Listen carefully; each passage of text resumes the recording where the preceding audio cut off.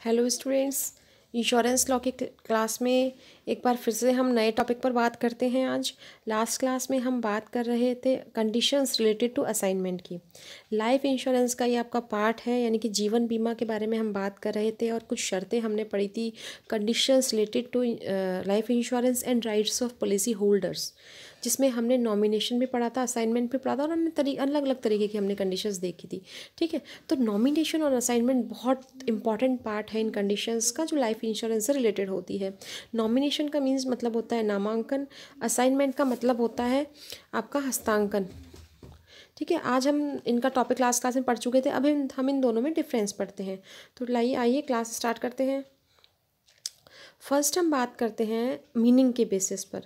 ठीक है, तो नामांकन का क्या अर्थ होता है आप लोगों को जैसे सबको ही पता होगा, मैंने पढ़ाया था लास्ट क्लास में आपको कि नॉमिनेशन का मतलब होता है कि बीमित जो है वो अपनी इंश्योरेंस पॉलिसी में क्या होता है कि भाई मेरी डेथ के बाद, अगर मेरी जो डेथ है, इंश्योर्ड क्या कहते हैं, क्या दावा करता है कि भैया अगर मेरी डेथ इस पॉलिसी के टाइम पीरियड में हो जाती है, मेच्योर होने से पहले पहले अगर मेरी डेथ हो जाती है, तो मेरी राशि किसको प्राप्त होगी, बीमा राशि किसको प्राप्त होगी, नॉमिनी को प्राप्त होगी। यही प्रोसेस होता है।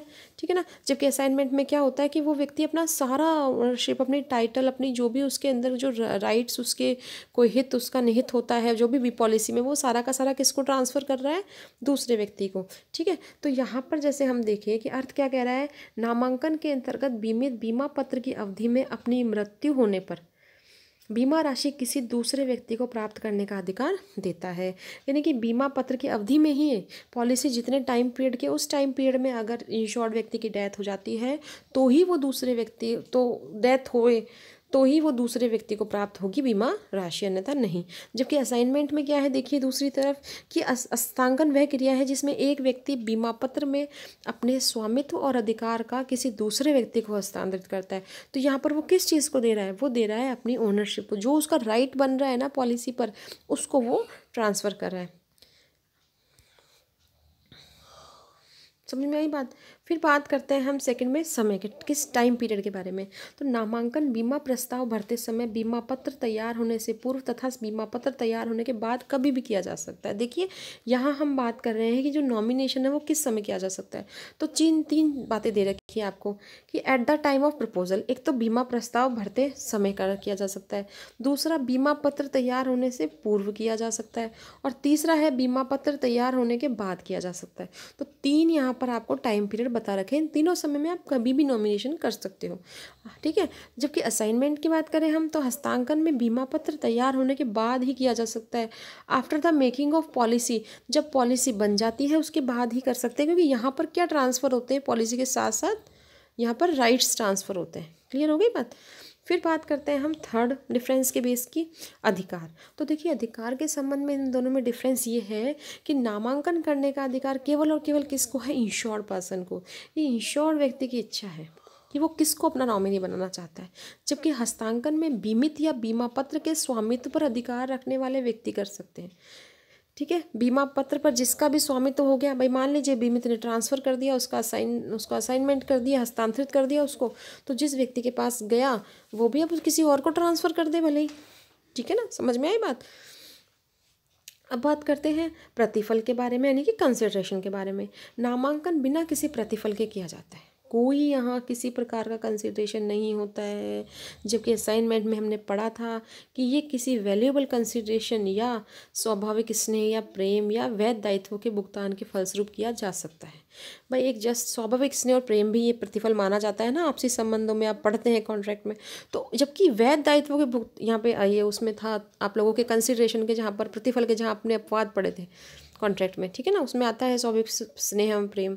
फिर हम बात करते हैं वैध दायित्वों के भुगतान के फलस्वरूप भी किया जा सकता है। तो यहाँ पर इसका मतलब है, जैसे फॉर एग्जाम्पल आपके पास आपका किसी पर कोई ऋण बकाया है, तो आप उसको ऋण के भुगतान के लिए क्या कर सकते हो, अपनी पॉलिसी भी दे सकते हो कि भैया मेरी ये जो लाइफ इंश्योरेंस पॉलिसी मैंने 2 लाख रुपए की करवा रखी है और मैं 2 लाख रुपए से तुम्हारा ऋणी हूँ, तो ये तुम अपनी ये मेरी पॉलिसी ले लो ताकि मेरा कर्ज भी उतर जाए। ठीक है ना, तो इस तरह से अपने जो लीगल ड्यूटीज़ हैं, लीगल लाइबिलिटीज़ हैं, उनको पे करने के लिए भी इसका यूज़ किया जा सकता है। फिफ्थ बेस है आपका डेथ, यानी कि मृत्यु। देखिए यदि नामांकित की मृत्यु हो जाती है तो नामांकन व्यर्थ हो जाता है। ये तो आपको अच्छे से पता है कि अगर नॉमिनेशन करने वाला पर्सन सॉरी, अगर नॉमिनी की बात कर रहे हैं, यदि नॉमिनी की ही डेथ हो जाएगी तो क्या होगा, नॉमिनेशन व्यर्थ हो जाएगा। जबकि यहाँ पर हस्तांकित की मृत्यु होने पर ये व्यर्थ नहीं होता, क्योंकि यहाँ पर अधिकार किसको चला जाता है, उसके हायर्स को चला जाता है, उसके उत्तराधिकारियों को चला जाता है। जबकि नॉमिनेशन में तो उत्तराधिकारियों का कोई अधिकार नहीं होता है ना, नॉमिनी के उत्तराधिकारियों को कुछ नहीं मिलता, वापस किसके पास आ जाती है पॉलिसी, इंश्योर्ड के उत्तराधिकारियों के पास आ जाती है। क्लियर। नेक्स्ट, बीमित का अधिकार। नामांकन करने के बाद भी बीमित को बीमा पत्र पर ऋण लेने, उसका सरेंडर करने या उसको चुकता करवाने का अधिकार होता है। ठीक है, ये तीनों राइट्स उसके पास में होते हैं। जबकि हस्तांकन कर देने पर बीमा पत्र पर बीमित के स्वामित्व अधिकार समाप्त हो जाते हैं। पूर्ण ठीक है। एक देखिए, अगर हम नॉमिनेशन की बात करते हैं तो नॉमिनेशन कर देने मात्र से अधिकार तो समाप्त होंगे नहीं इंश्योर के, वो उस पर ऋण भी ले सकता है, उसका समर्पण, चाहे तो उस पॉलिसी का समर्पण कर दे, सरेंडर पढ़ाया था ना मैंने आपको, उसको वहीं की उस समय समाप्त सरेंडर कर दे उसका, या फिर उसको चुकता करवाने का अधिकार होता है, मतलब कंपनी को वापस सौंप के जितना पैसा उसे जमा करा ले सकता है। इसके बारे में मैंने आपको पढ़ाया था। ठीक है, फिर बात करते हैं इसकी हस्तांकन कर देने पर बीमा पत्र पर बीमित के स्वामित्व अधिकार समाप्त हो जाते हैं। देखिए, फर्स्ट ऑफ ऑल तो ये बात है कि जैसे ही हस्तांकन कर दिया, बीमा पत्र पर बीमित जो है, इंश्योर्ड जो है, उसकी सारी जो ओनरशिप से रिलेटेड जो राइट्स है पॉलिसी पर, वो सब समाप्त हो जाते हैं। दूसरी बात, पूर्ण हस्तांकन की दशा में वे अधिकार सदैव के लिए समाप्त हो जाते हैं। भाई देखो, हस्तांकन में हमने दो तरीके का पढ़ा था, एक तो एब्सोल्यूट असाइनमेंट होता है पूर्ण हस्तांकन, एक होता है आपका कंडीशनल असाइनमेंट यानी कि सशर्त हस्तांकन। तो पूर्ण हस्तांकन की दशा में सारे अधिकार हमेशा के लिए समाप्त हो जाते हैं। लेकिन दूसरी तरफ ही हम बात करें, अगर कंडीशनल असाइनमेंट की, सशर्त हस्तांकन की, तो हस्तांकन की शर्तों के अनुसार ही बीमित के अधिकार होते हैं। जैसी कंडीशंस लगाई जाती है वैसे ही बीमित के अधिकार होते हैं। ठीक है। नेक्स्ट, नामांकित या हस्तांकित के अधिकार। अब देखिए, यहाँ हम बात करते हैं नामांकन या हस्तांकित के क्या क्या अधिकार होंगे, मतलब जो नॉमिनी है, जो असाइनी है, उसके राइट्स को लेकर इनमें क्या डिफरेंस है आपस में, नॉमिनेशन और असाइनमेंट में। तो फर्स्ट, नामांकन करने पर नामांकित को केवल, मतलब आपने नॉमिनेशन करा तो नॉमिनी को केवल बीमित की बीमा अवधि में मृत्यु होने की दशा में राशि मिलती है। ये बात तो मैंने आपको भी पहले भी बताई है, थोड़ी देर पहले, कि नॉमिनी को राशि कब मिलेगी, केवल और केवल जब पॉलिसी के टाइम पीरियड के दौरान अगर बीमित की मृत्यु होती है तभी मिलेगी, अन्यथा नहीं मिलेगी। ठीक है। जबकि पूर्ण हस्तांकन पर, एब्सोल्यूट असाइनमेंट पर हस्तांकित को बीमा पत्र के संबंध में सभी अधिकार प्राप्त हो जाते हैं। एक चीज़ तो ये नोट करने की है, इन द कंडीशन ऑफ ये एब्सोल्यूट असाइनमेंट। जबकि बात करते हैं अगर हम कंडीशनल असाइनमेंट की, तो ऐसी दशा में शर्तों की सीमा के भीतर रहते हुए सारे अधिकार, जो जो कंडीशंस लगाई गई है उन कंडीशंस के भीतर रहते हुए अधिकार प्राप्त होते हैं। क्लियर। अब हम बात करते हैं इसके मोड की। नामांकन केवल बीमा पत्र के पृष्ठभाग पर पृष्ठांकन करके ही किया जा सकता है। ठीक है। जबकि हस्तांकन बीमा पत्र के पृष्ठभाग पर पृष्ठांकन करके भी किया जा सकता है, या फिर अलग से किसी कागज पर विलेख लिखकर भी किया जा सकता है। Got it. ये हमने पढ़ा था जिस समय हमने असाइनमेंट के बारे में कंडीशंस पढ़ी थी। ठीक है। नेक्स्ट बात करते हैं हम इसके अधिकार के रूप की। तो नामांकन की दशा में नामांकित केवल बीमा राशि एकत्र करने का अधिकार रखता है, उस पर स्वामित्व नहीं रखता है। ठीक है ना। क्या होता है कि नॉमिनी क्या करता है, केवल उसको बस ये है कि केवल और केवल वो पॉलिसी की राशि प्राप्त कर सकता है, बाकी अधिकार, उसका स्वामित्व कुछ नहीं है। ठीक, वो केवल उस पॉलिसी की जो अमाउंट है उसको प्राप्त कर सकता है। जबकि हस्तांकन की दशा में हस्तांकित बीमा पत्र की राशि पर तो रखता ही रखता है, मतलब उस पॉलिसी पर उसको कम्प्लीटली, उसको पूरा ओनरशिप प्राप्त होती है। वो चाहे तो किसी और को ट्रांसफ़र करे, अन्यथा उसके खुद के हायर्स को मिल जाता है, ऐसा कुछ दिक्कत नहीं आती। पूरा उसका कम्प्लीटली उसकी लीगल ओनरशिप यहाँ पर रहती है। ठीक है। फिर हम बात करते हैं एवेस की स्थिति। देखिए, इन दोनों के संबंध में, जहाँ नॉमिनेशन की कंडीशन है और जो सामने वाला व्यक्ति है, नॉमिनी जो है वो क्या है, माइनर है, तो उसको बीमा राशि का भुगतान, उसकी बीमा राशि का भुगतान किसको करोगे, एक व्यक्ति को ही नियुक्त किया जाएगा, एक अपॉइंटी को नियुक्त किया जाएगा उसके लिए। ठीक है ना। ये भाई बीमा पत्र का नामांकित नॉमिनी अगर माइनर है तो उसकी बीमा राशि का भुगतान उसको नहीं किया जाएगा, बल्कि एक निर्धारित व्यक्ति, जिसे क्या कहा गया है, अपॉइंटी, उसको किया जाएगा। But in the condition of assignment की अगर हम बात करें, तो असाइनमेंट में अगर असाइनी जो है वो माइनर है, तो बीमा पत्र का भुगतान उसके वसीयती संरक्षक को किया जाता है। क्लियर हो गई बात। तो यहाँ क्योंकि इसके देखिए सारे राइट्स यहाँ पर मिल जाते हैं, इसलिए वसीयती संरक्षक को किया जाता है। ठीक है, फिर हम बात करेंगे उत्तराधिकारियों के अधिकारों के बारे में।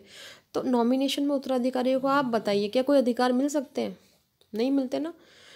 ठीक है, क्योंकि अगर मान लीजिए पॉलिसी टाइम पीरियड में इंश्योर्ड की डेथ नहीं होती है तो इंश्योर्ड को ही मिलेगा पैसा, नॉमिनेशन का तो कोई मतलब ही नहीं रह जाएगा ना तब।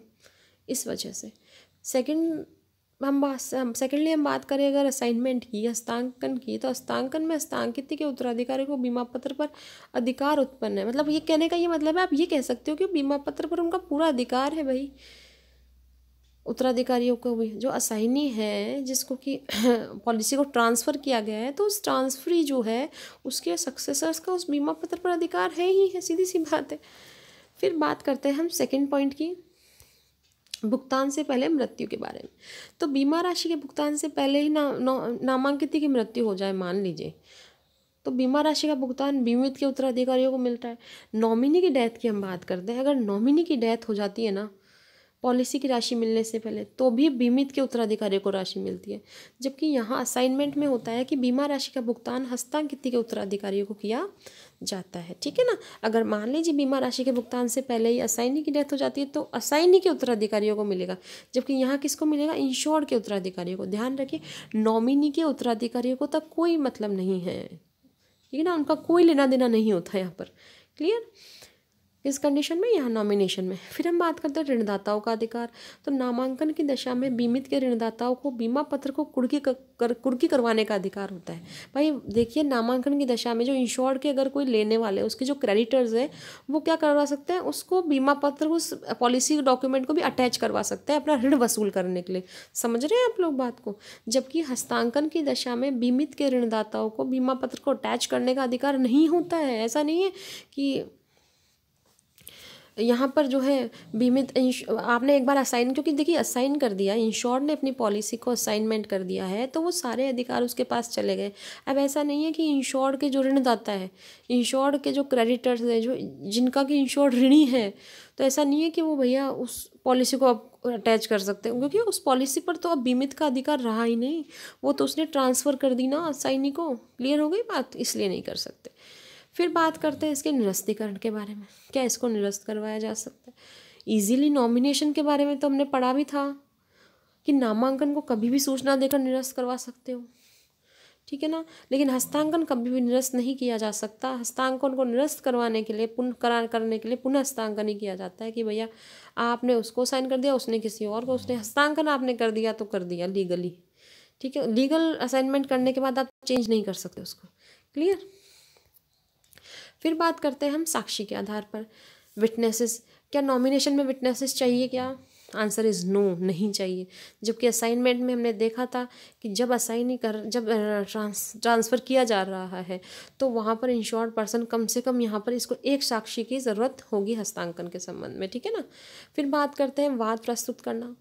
नामांकित को बीमा पत्र के अंतर्गत वाद प्रस्तुत करने का अधिकार नहीं होता है। देखिए, नॉमिनी को वाद प्रस्तुत करने का किसी भी प्रकार से वो सूट फाइल नहीं कर सकता है उसके खिलाफ, क्योंकि अगर उसका राइट बनता है तो ठीक है, during the policy timing period, तो अगर वो इंश्योर की डेथ हो जाती है तो उसका राइट बनता है, अदरवाइज उसका राइट नहीं है। तो कोई उसको ये नहीं है कि वाद प्रस्तुत करने का कोई अधिकार नहीं है उसको बीमा पत्र के अंतर्गत।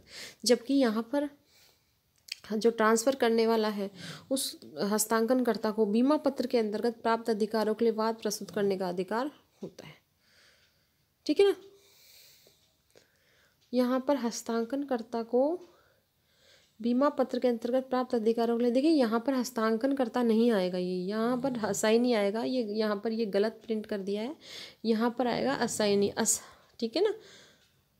हस्तांकित बोल सकते हो इसको, यहाँ से हटा लेना, ठीक है ना। हस्तांकित को बीमा पत्र के अंतर्गत प्राप्त अधिकारों के लिए वाद प्रस्तुत करने का अधिकार है।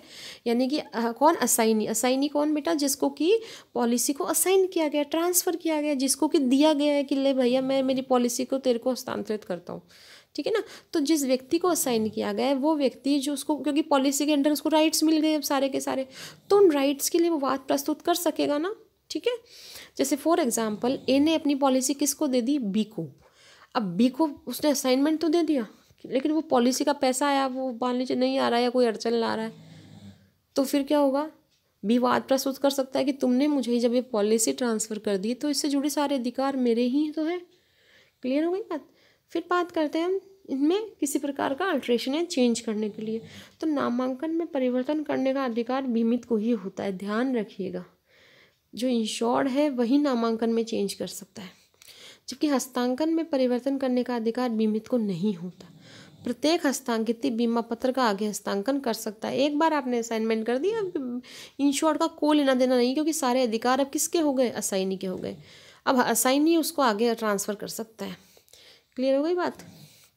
ठीक है, तो आज के लेक्चर में हमने नॉमिनेशन और असाइनमेंट दोनों के बीच में डिफरेंस देखा। होप सो कि आप लोगों को ये दोनों अच्छे से क्लियर हो गए होंगे, इनका डिफरेंस अच्छे से समझ में आ गया। ठीक है, सो नेक्स्ट क्लास में मिलते हैं, तब तक thank you all of you.